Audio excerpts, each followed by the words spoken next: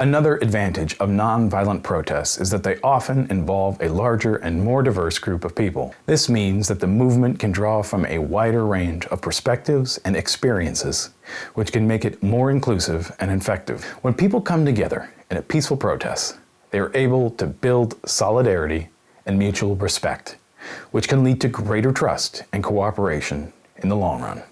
Nonviolent protests also have the advantage of being more sustainable over time. When people engage in violent protests, they often burn out quickly and are unable to sustain their momentum. In contrast, nonviolent protests can be sustained over long periods of time, even in the face of opposition and adversity.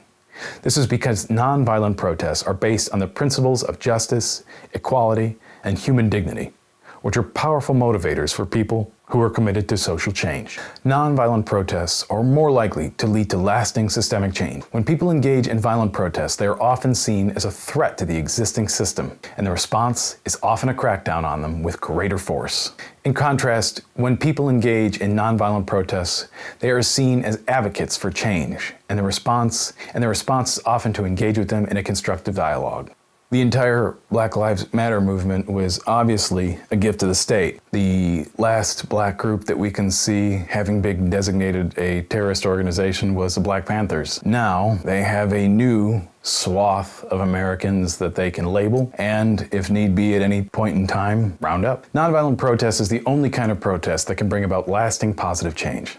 This is because nonviolent protest is able to win over the hearts and minds of the general public, draw from a wide range of perspectives and experiences, be sustained over time, and lead to lasting systemic change. By engaging in nonviolent protests, people can make their voices heard and create a more just and equitable society for all. There have been many individuals and groups throughout history who have utilized nonviolent methods to achieve their goals. Here are some examples. Mahatma Gandhi. He led India to independence from British rule through nonviolent civil disobedience. Martin Luther King Jr., leader of the civil rights movement in the United States, known for his nonviolent approach to achieving equal rights for blacks. Nelson Mandela led the anti-apartheid movement in South Africa, was imprisoned for 27 years and ultimately succeeded in ending apartheid and becoming the country's first black president. But of course, Nelson Mandela had a checkered history before that. Cesar Chavez co-founded the United Farm Workers, which used nonviolent tactics to improve working conditions for migrant farm workers in the United States. God, Mandela was a horror show. Rosa Parks refused to give up her seat on the bus in Montgomery, Alabama,